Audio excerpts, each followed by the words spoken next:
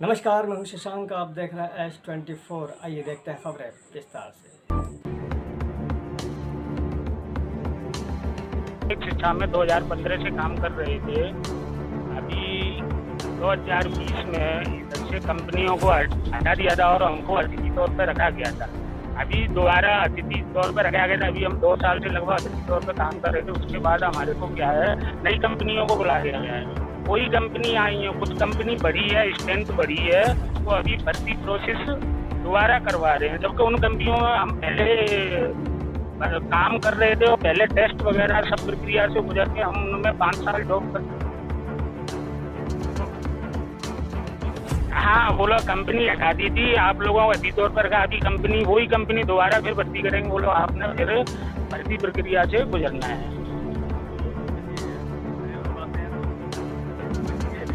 हाँ, अगर नए लोग आते हैं तो जब नए लोग इन्होंने टेस्ट भर्ती प्रक्रिया रखी, अगर उनके ज़्यादा नंबर आए तो हम लोगों को कैसे रखेंगे।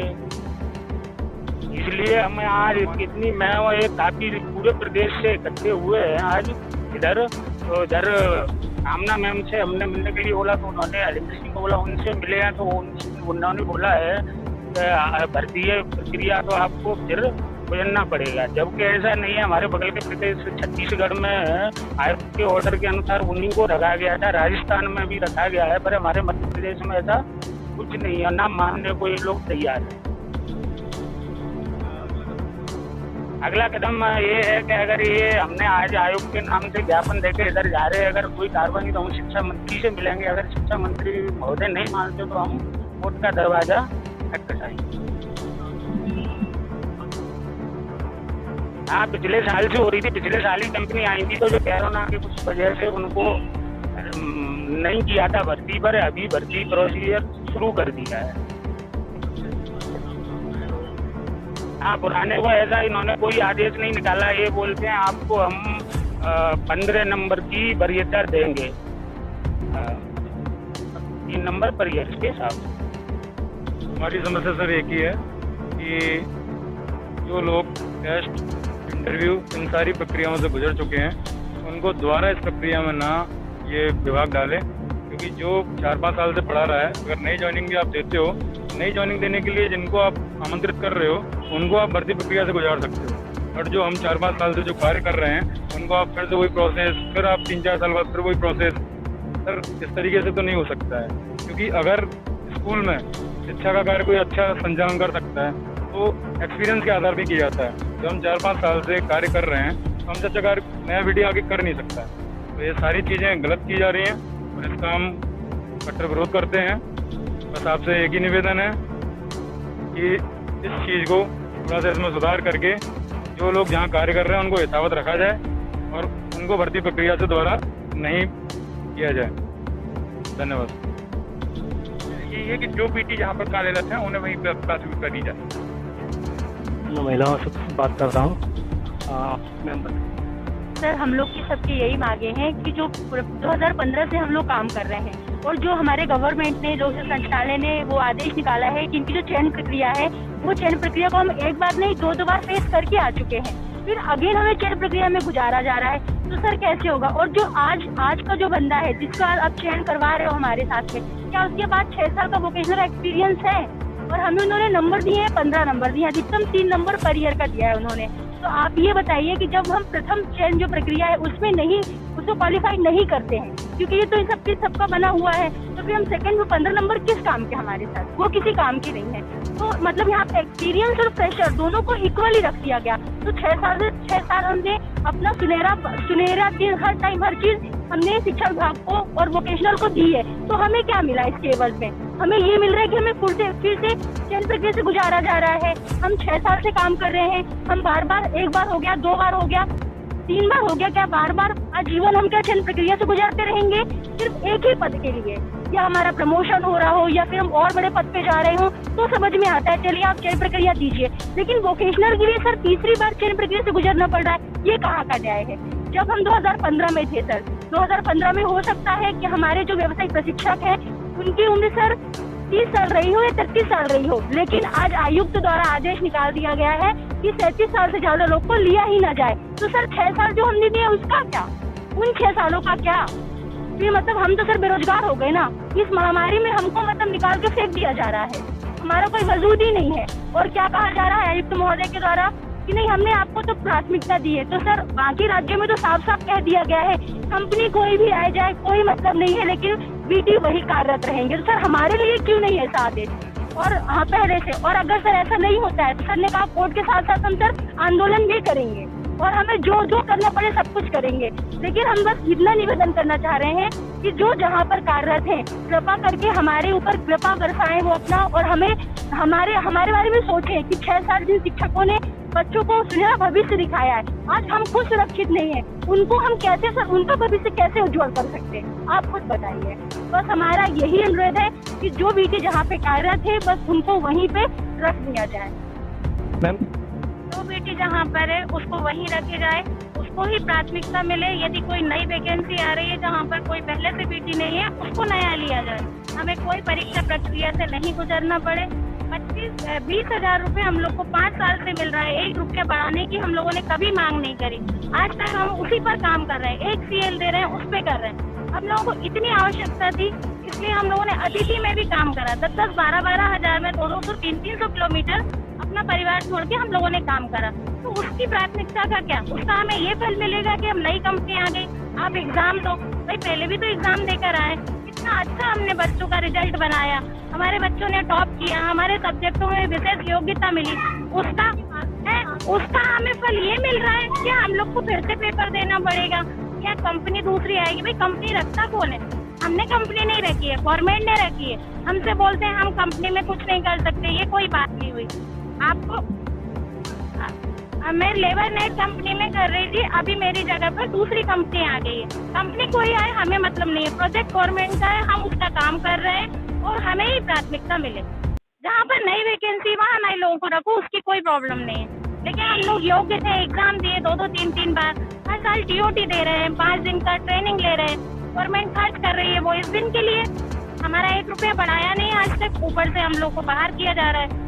बढ़ जाएगी, एज तो बढ़ी गई है, मैं सबसे ज्यादा एज की हूँ, 53 मेरी एज हो गई है। इस एज में मेरे को कौन रखेगा बताइए? लोगों को रखेंगे कि हम बुजुर्ग लोगों को रखेंगे? हम कहाँ जाएंगे? हमें नीड है तब तो हम काम कर रहे हैं। बस यही हमारी डिमांड है। मेरा नाम ज्योति मेहरा है, सागर डिस्ट्रिक्ट मालसोन स्कूल में वर्क करती हूँ। आराधना नाम है सर, दुर्गा सिंह। मेरा नाम राकेश सिंह जगरवार है, मैं देवता। मेरा नाम आशीष मिश्रा है, मैं जिला मुरैना से हूँ और जोरा गर्ल्स स्कूल में। मेरा नाम अंकित सक्सेना है, मैं रायसेन जिले से हूँ। मेरा नाम अरुण शर्मा है, मैं जोरा एक्सीलेंस मुरैना में पोस्टेड हूँ और मेरी बस एक ही डिमांड है कि जो बेटी जहाँ पे यथावत है कि वहीं रखा जाए और कुछ। मैंने अभी आवेदन अवर संचालक को दिया था, उनका यही कहना है कि पर ईयर के हिसाब से आपको 3 मार्क्स मिल जाएंगे, मैक्सिमम 15 मार्क्स मिल सकते हैं। पर सर आप ये सोच के देखिए कि जिन बच्चों पे हम इतनी मेहनत करते हैं, जुलाई हर साल उनका यही ड्रामा रहता है, जुलाई आते आते कहीं कंपनी चेंज करेंगे, कहीं 2 महीने के लिए हटा देंगे। तो बच्चों को भी ये लगता होगा कि जब इस प्रशिक्षक का भविष्य खतरे में, इस प्रशिक्षक का जो हमें ट्रेनिंग दे रहा है उसका ही भविष्य नहीं है तो हमारा क्या भविष्य बनाएगा?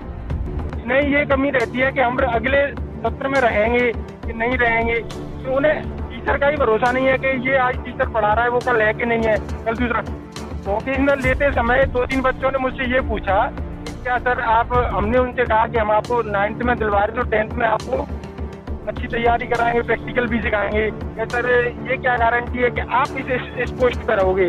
मतलब इस यहाँ तक हर साल ड्रामे होते हैं तो इसका असर बच्चों पे भी जा रहा है। उनकी नज़रों में ये है कि टीचर ये तो प्राइवेट लगे हैं, पता नहीं आज है कल। एक तरीके से ये मान के चलो कि बंधुआ मजदूर की तरह काम कर रहा जा रहा है। तो ऐसा नहीं है सर, जो परमानेंट टीचर है, ये बीटी जितने भी खड़े हैं मेरे भाई, परमानेंट टीचर से ज़्यादा मेहनत करते हैं, परमानेंट टीचर से ज़्यादा क्लास लेते हैं। मैं सबकी तरफ से बोल रहा हूँ, एक मैं अपनी तरफ से नहीं बोल रहा। अगर ऐसा ही है ना, अगर इन्हें हटाना है तो एक्सीलेंस स्कूल का पेपर होता है, परमानेंट टीचर जब फेल होता है उसे दोबारा मौका क्यों दिया जाता है? मैं आपके माध्यम से आम जनता तक ये बात पहुंचाना चाह रहा हूँ। जब उन्हें कोई चीज दी जाती है तो बेचारे इनकी क्या गलती है?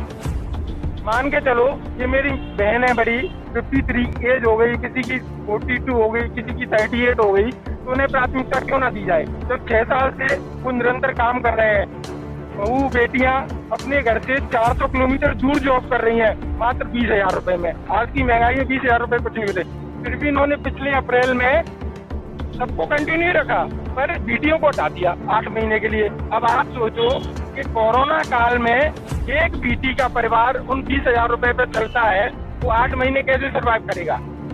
सर्वाइव कैसे करेगा? जब सबसे ज्यादा जॉब की जरूरत थी, तब इन्होंने क्या है, जॉब को लात मार दी, हटा दिया। एक आवेदन निकाला, एक लेटर आया, भाई आज हमारी सेवा समाप्त। कल एक लेटर आया, 31 जुलाई को आपकी सेवा समाप्त। क्या फर्क पड़ेगा? 31 जुलाई को हम एडमिशन ले रहे हैं, 31 जुलाई को ही लेटर आ गया। उस बच्चे से हम क्या कहें, जिससे हम ये कहते हैं आप इलेक्ट्रिकल में ले लो, रिटेल में ले लो, ब्यूटी में ले लो, IT में ले लो। किस बेस पे कहे सर हम उनसे? यही कहे कि सर आप तो ले लो, पर शायद हम रहे ना रहे। यही तो हुआ। बात नहीं मानते आप। मेरे जैसे साथी कह रहे हैं, पहले हम इनसे निवेदन करेंगे, मंत्री जी से निवेदन करेंगे, उसके बाद कोर्ट केस का सहारा लेंगे। अगर फिर भी बात नहीं बनती तो मजबूरी में हमें आंदोलन की तरफ अपना मुंह मोड़ना पड़ेगा। ऐसा नहीं है कि हम आज यहाँ आके वापस चले जाएंगे। 2 दिन, 4 दिन, 10 दिन हम यहीं भोपाल में रहेंगे, चाहे हमें यहाँ पे रूम लेना पड़े या फुटपाथ पे सोना पड़े या पार्क में सोना पड़े, पर हम अपना हक लेके रहें। अभी इन्होंने ये कहा है कि नहीं, इक्विवेलेंट होने दो और पर ईयर के हिसाब से आपको 3 मार्क्स मिलेंगे, पर ऐसा तो नहीं होता। जैसे जो बंदा 50 एज क्रॉस हो गया, तो उसकी नॉलेज में देखो, उसका पढ़ाने का अनुभव बढ़ता है, तो जरूरी नहीं कि उसकी अदर चीज एक्टिविटी, जैसे इलेक्ट्रिकल पढ़ा रहा है तो इलेक्ट्रिकल की नॉलेज बढ़ेगी। जरूरी थोड़ी उसका साइंस स्ट्रॉन्ग हो जाए या अदर कोई सब्जेक्ट स्ट्रॉन्ग हो जाए। पेपर में तो ऑल सब्जेक्ट आते हैं ना, तो उनको प्राथमिकता दी है। दिक्कत क्या है, जब हर चीज में प्राथमिकता दी जाती है, राजस्थान ने दी है, छत्तीसगढ़ ने दी है, तो रहने देने में क्या प्रॉब्लम है? ऐसा तो नहीं है कोई नाजायज अपनों कोई गलत हटके अपनी डिमांड रख रहे हो, या किसी मेरे भाई या बहन ने कोई गलत डिमांड रखी हो। अगर कोई गलत बोलता है, आप बोले, वो हमसे बोले, हम हर चीज मानने के लिए चाहिए, चाहे हमारे अध्यक्ष महोदय हो या मेरे साथी मिश्रा जी हो, दुबे जी हो, कोई भी होता नहीं, कोई बीटी अगर गलत बोलता है उसके लिए हम जिम्मेदार हैं, पर हमारी एक ही डिमांड है कि हमें प्राथमिकता दी जाए। अगर मुख्यमंत्री जी से हमारा केवल एक ही निवेदन है, सर अब हमें ज़्यादा परेशान ना किया जाए और हमें प्राथमिकता देते हुए आगे भी अगर कंपनियां कभी भी आती हैं, हमें कोई भी दिक्कत नहीं है। कंपनियां आएँ, अपनी जो भी प्रोसेस है वो करते रहें, बट जो बीटी कार्यरत हैं, प्रारंभिक बहुत सालों से कार्य कर रहे हैं, अपनी सेवाएं दे रहे हैं स्कूलों में, उनको हमेशा प्राथमिकता दी जाए। और सर हमारी मुख्यमंत्री जी से इसके अलावा कोई डिमांड नहीं है, बस इसके अलावा हमें परेशान ना किया जाए।